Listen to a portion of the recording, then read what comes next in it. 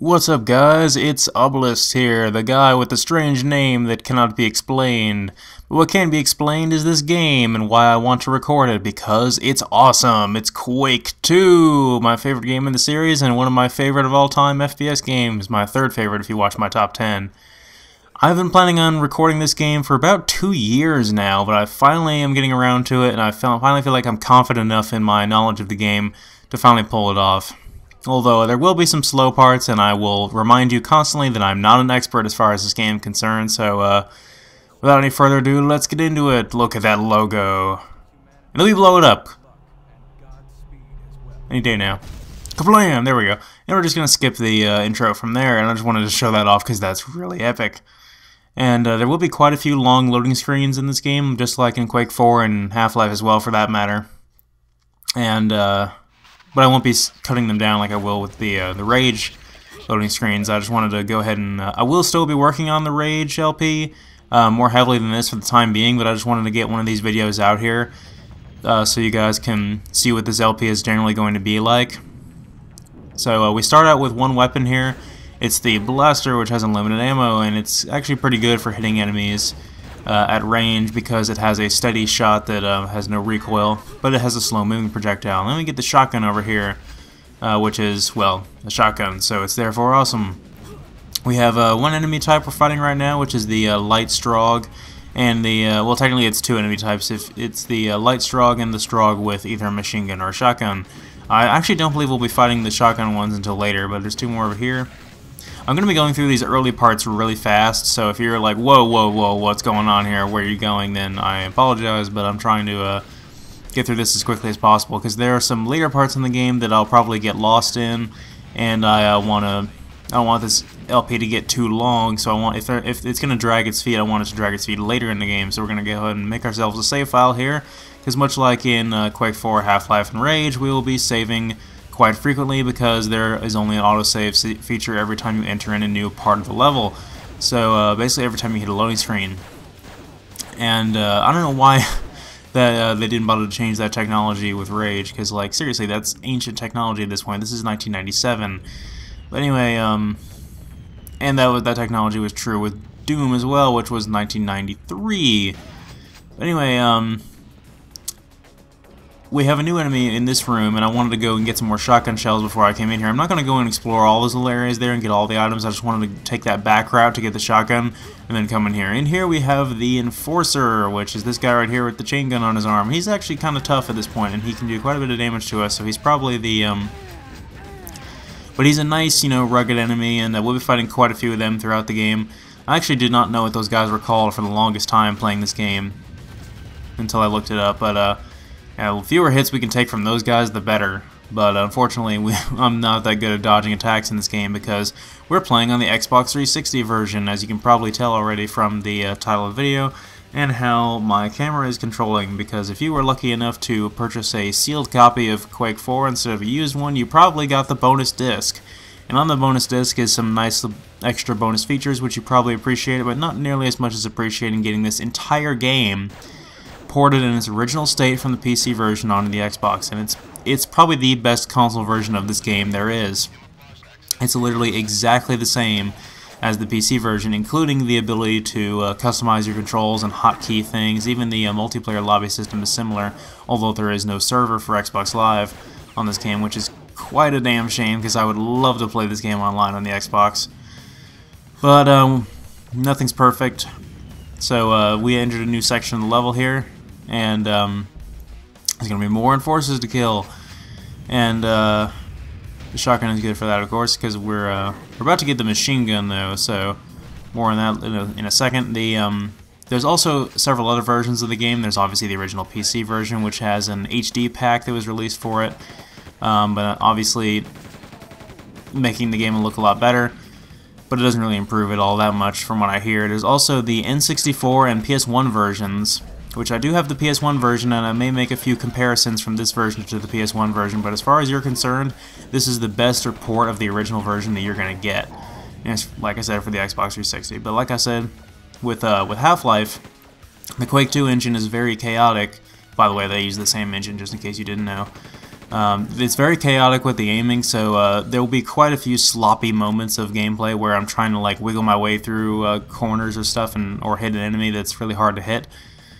Because this engine really doesn't translate well to console versions, so the gameplay had to be heavily changed with the N64 and PS1 versions of Quake 2, as well as the PS2 version of Half-Life, where you had to have the auto-targeting system to actually be able to hit something. But honestly, I think the PS2 version of Half-Life fared a lot better than the console versions of this game, until now, of course. But still, there's going to be some sloppy aiming. Although this one, it doesn't need the use of the auto aim system. Now, I skipped that area back there because we're not going to be able to get through there anyway without going to this part of the level, which will allow us to flip that switch and access that bridge. And like I said, I have these early parts of the game memorized like the back of my hand. But later in the game, I will be getting lost quite a bit, I predict. Because I've played this game quite a few times, obviously, as you could probably guess from it being one of my favorites, but it's just so non-linear, and your objectives, you kind of have to look at your computer here, as I demonstrate right there, to figure out what your objectives actually are. And we got the machine gun here. I was talking when we actually got it, but the thing is about the machine gun, it's got a really nice sound to it, and it's actually pretty powerful. This is like what you would imagine a video game's machine gun to sound like. It's so much fun to use. Awesome weapon, but the problem is it has a bit of a ridiculous recoil, which we can't really compensate for very well in this version of the game. So there is another weapon I want to get, but we have to go to a secret level to get it. So we're going to go this area. And there's the elevator to the secret level, which will get us the super shotgun now. And the super shotgun is essentially the double barrel shotgun from Rage. And in Quake 2, no, in Doom 2 rather, there was this is where this feature was first invented, and it's been in pretty much every id game since then. But more on that when we actually get it. No, I was debating not going to this bonus level, but I guess I'll show it off anyway because I can probably get through it and the rest of this unit. That's what they basically call each section of levels. I guess you could call that a chapter or an act or whatever you want to call it, but they're called units in this game, where there's basically 10 units, and those are basically the game's missions broken down into little sub-levels. But yeah, the machine gun, it has that recoil, so it will be spraying and praying quite a bit with it, but it's, like I said, it's pretty fun to use and it's pretty powerful. All the weapons in this game are just awesome. This game has like one of the best arsenals of weapons of any game out there, even to this day. Like the weapons are completely unrealistic and bizarre, and they're just so awesome and so powerful. Speaking of power, we are playing this game on medium difficulty because this game has only 3 difficulties. Unless you're playing the PC version, then you can enter in a code to access the super hard mode, or the equivalent of Nightmare and Doom.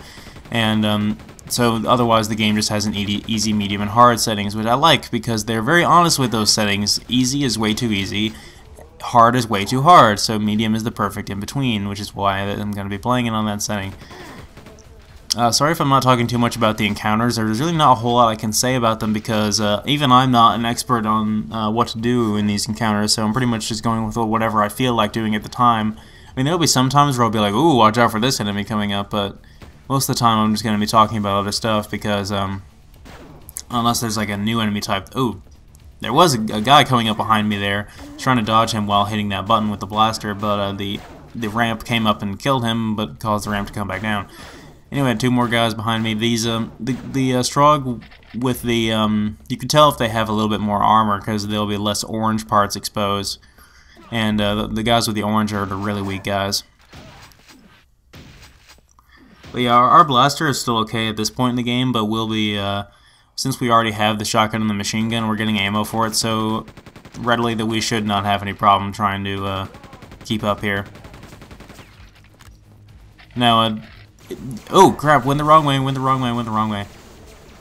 Anyway, much like Half-Life, we will. The medium difficulty is just about right, where we will. We'll take quite a bit of damage, but we'll always have a slight craving for health. Like, we'll not always be perfect with health and anything like that. There's a new enemy over here. I think these guys are called flyers, just simple flyers, I guess. And let's see. But the unlike in Half-Life, there's no random explosions that will just blow you up for no reason whatsoever that are completely stupid like that. There is to a certain extent, but it's not nearly as bad. Again, I'm not trying to bash Half-Life or anything. You guys know how much I like that game, but we won't be dropping dead at complete random as much in this game. And I will be saving quite a bit, like I do in most of these id Software games or similar games where you can save whenever you want to. But and I will be cutting out all the deaths as well. So if you see me save and then the music drastically changes, that was me loading after a death, and the music being at a different point than where it was at previously. Because the music keeps playing even while the game is on pause, which is, the music in this game is freaking awesome. So I have the music turned up all the way, and the sound effects turned down slightly so you can hear the music just fine. Like I said, this game has a freaking awesome soundtrack. I think I said in my top 10 FPS list that it's a soundtrack that makes you want to go kick a door down and like start shooting people. And in the nicest way possible, I'm sure. But anyway, there's another... Oh, crap. That could have gone a lot better. Oh, there's lots of nice details in this game as well, like you can blast the enemy corpses into bits after they've died, which is actually probably a really good idea at some points, because they'll shoot you as they're dying, and sometimes that's one of their death animations, which is actually a really cool and unique thing for this game at the time. So we got the Super Shotgun, which is one of the most awesome weapons in gaming history and is one of my favorites of all time.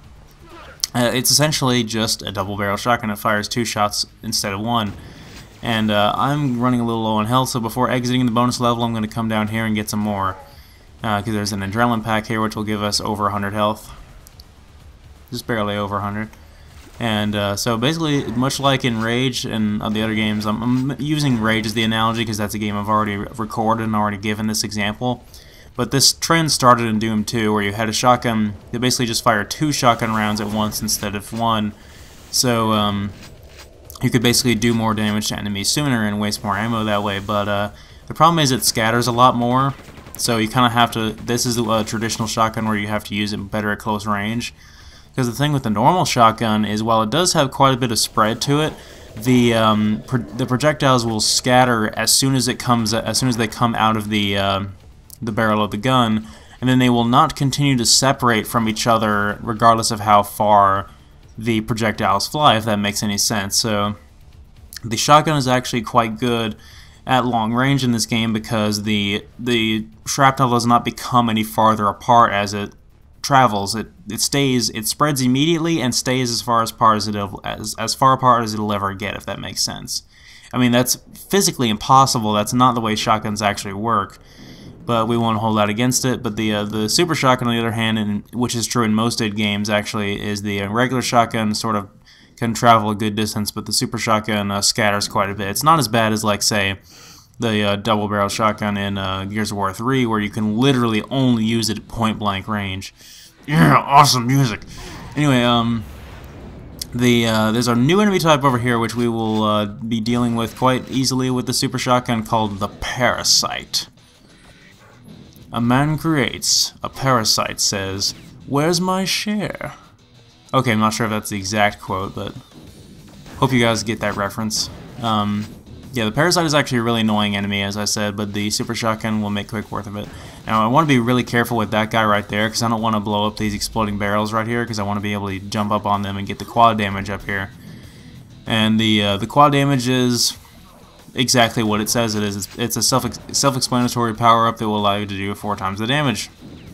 And it is a staple of the Quake games, as you probably already knew. But we have many different items we can pick up as power-ups in this game that these power-ups kind of break the game. Like, I will typically hold off on using them unless I come up on a scenario where I think they're worth it. But they're all really fun to use, but they're all pretty broken. The one I have right now equipped is the rebreather, which will allow us to have an additional air supply underwater, so we won't drown as fast. And I think that's one of the main reasons why Half-Life is a much harder game than this one, is because Half-Life, you didn't have all these random equipped power-ups that were ridiculously broken. Now in this room there's going to be an enforcer that will run towards this alarm, and if he pushes it, Ah, we failed. I was trying to cut in front of him and hit him with the shotgun before he got to it, but if he hits that, then things will explode and flyers will come out of nowhere, so you definitely want to avoid that. But anyway, we're coming up here to try to find the blue key, which is guarded by a new enemy type. And after gunning these guys down with the machine gun, we're going to come across, I think, yeah, we're going to cross an enforcer in here, guarding some shotgun shells and some health. You definitely want to look around in all the corners for more health and stuff. You definitely want to save when you have a good amount of health. Because now we're going to face that new enemy type in here. And this is actually kind of an annoying encounter, because we have a gunner in here, and the gunner is also a parasite apparently. But the annoying thing about the gunner is, if you watched my Quake 4 LP, I talked about the gunners a lot and how they were really annoying enemies because they had that grenade launcher that the splash damage was just ridiculous. Now in this game, they're probably even worse. Not because, see, I picked up some hand grenades there and actually was able to use them against him. But as you saw there, with the splash damage with the grenades is not that big in this game. So really what you're worried about with the gunners, because I had to hit that guy directly in order to kill him with that grenade, but it still worked.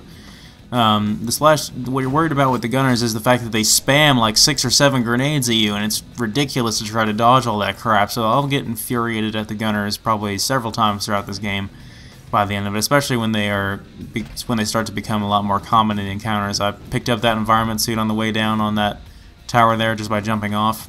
You know, save real quick and come over to the door we need to unlock with the blue key. I think it's the blue key. Yeah, it's the blue key. So this door will now be guarded by flyers, which were previously not here. But let's see, the hand grenades, yeah, they are actually not that good. They it takes a long time to open them up, or I guess opening them up would be the equivalent of pulling the pin. And you don't throw them very far, and they make this stinky little silly explosion. Again, they're really quite pathetic, to be honest. Our objective has been updated, and every time your computer updates, you definitely want to check it and read your objective, or else the game will constantly remind you to do so. But in this room, in the PS1 version, there is a gunner up on top of the elevator, but he was not there for some reason in this version. So ever since I've played the PS1 version, I've become extremely cautious that he was there. So I am becoming paranoid of something that doesn't actually exist in this version of the game. So that's the end of this part of the level. Now we can go back to push that button and get across that bridge in the previous section of the level. But yeah, with the grenades are not entirely useless though, because they will be used as ammo for the grenade launcher whenever we get that, and more on that when we actually do. And for some reason the game wants to load me with my camera facing straight up in the air. Meanwhile, this enforcer has his back turned, so he will be gunned down with minimal effort, and we will be ambushed by some more guys. You definitely want to be careful of those exploding barrels though, because just like in Half-Life, I'm making a lot of analogies to Half-Life throughout this game because they use the same engine. But the explosions killing you instantly was added for the sake of realism in Half-Life, so in this game you don't have to worry about it quite as much, because we are an invincible action hero. Let's throw a grenade at this guy at point blank range. Okay, that was actually a terrible idea. Let's not do that. There's a little shortcut I want to take right here because I'm kind of low on health, and I want to be able to get an ambush on these gunners with the super shotgun before we get too carried away here. To be honest, I don't really like the name Super Shotgun. It sounds kind of lame, honestly, compared to double-barreled shotgun, but it takes less time to say Super Shotgun than double-barreled shotgun, so that's probably what I'm going to be saying throughout most of this game when referring to this gun. And the Xbox 360 version, just like the original, probably has fully customizable controls, so you can have your, you can bind a command to a certain button any way you want, but, so I have hotkeys set for certain weapons, and one of them is the Super Shotgun, of course.